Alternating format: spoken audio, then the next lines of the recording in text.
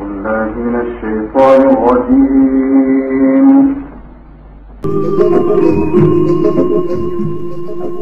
قطرات الندى. سلوان محمود. إذاعة شرق الأوسط من القاهرة، ساعتنا 6:21 دقيقة. صباح الخير. عاوزة تحس بيومك ويكون كله طاقة؟ تابعي قناة بيوتنا بكل بساطة.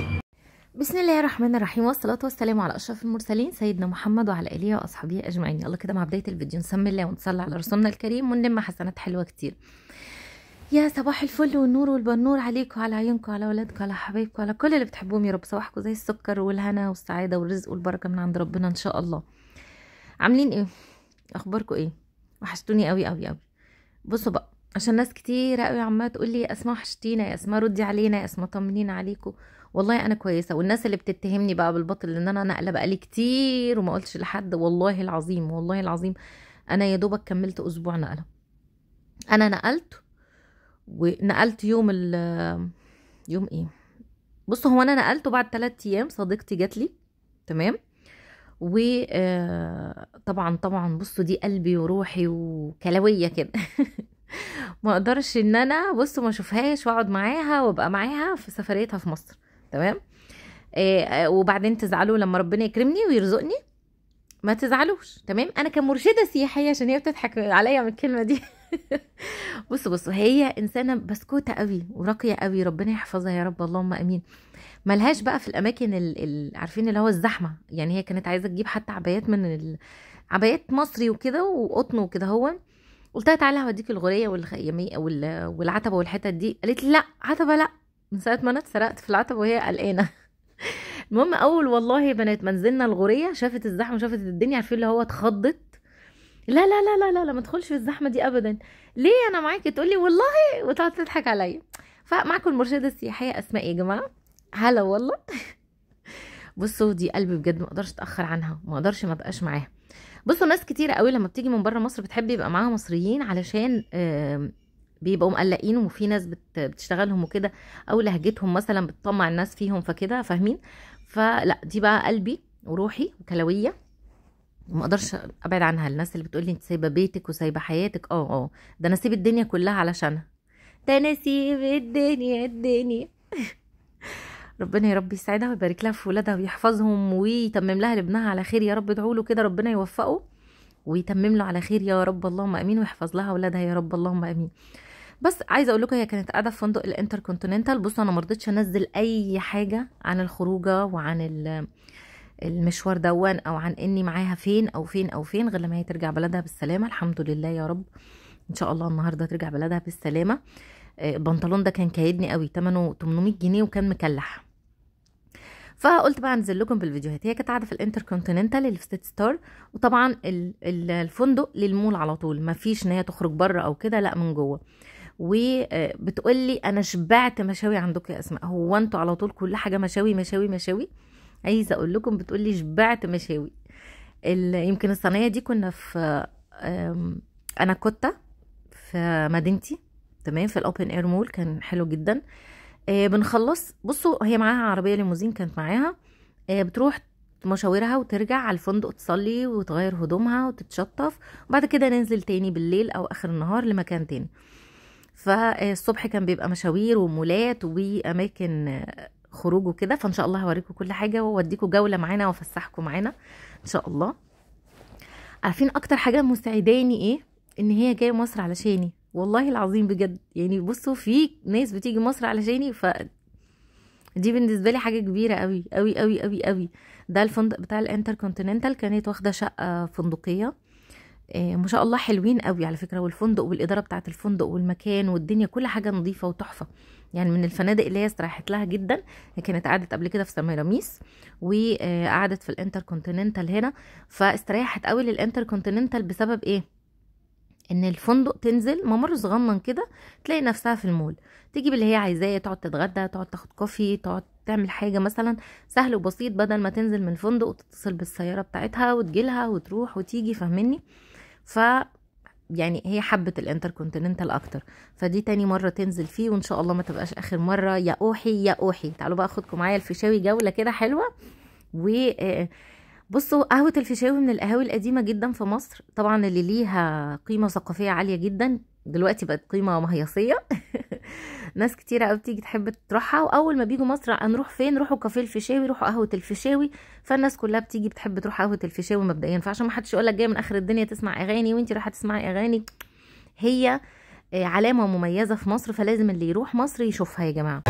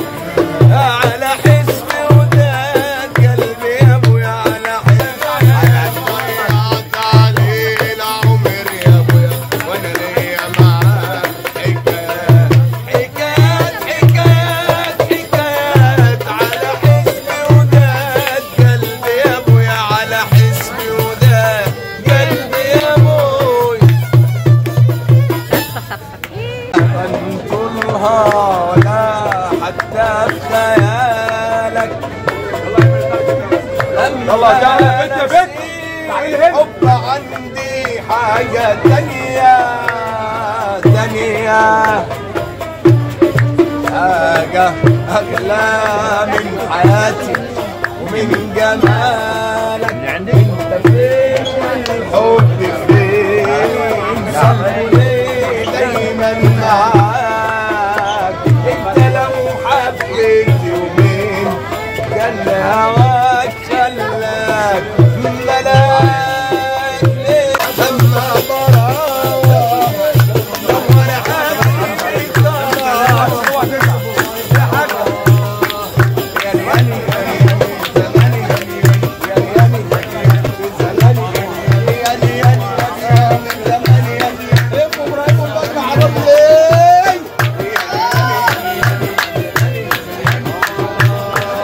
مش هسيبك تبعد عني، مش هسيبك تهرب مني، مش هسيبك تبعد عني، مش هسيبك تهرب مني. انت حبيبي وانا حبيبك، انت نصيبي وانا نصيبك، انت حبيبي.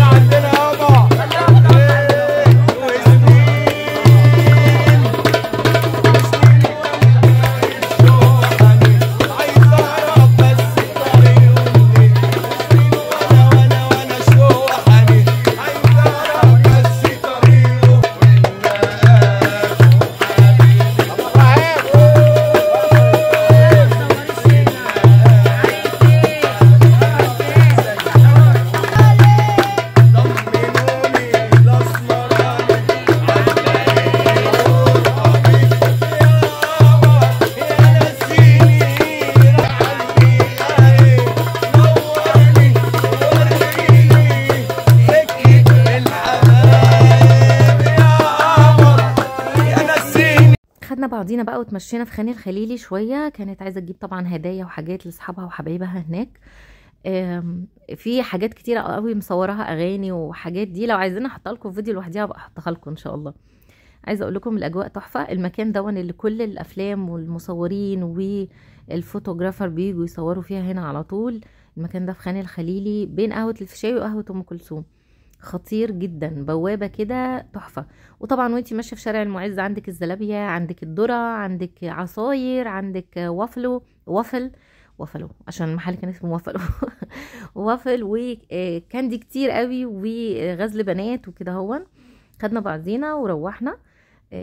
اجواء راس السنه والسنه الجديده كانت حلوه قوي قوي في المول، وكان في شجر كتير قوي واجواء حلوه وسنومان الشجر ده كان في كل مكان، عارفين كان في كل مكان. بصوا الهدايا وكان حاجه تحفه والله بجد. انبسطت معاهم وربنا بيعوض والله يا بنات، يعني ربنا بيعوض لما تبقي زعلانه ومتضايقه ومخنوقه وربنا يكرمك بناس كده تفك عنك وتفرحك. عايزه اقول لكم الفندق يا جماعه كان اوبن بوفيه اصلا، فطار وعشاء، بس محدش بيستخدم الاوبن بوفيه ده.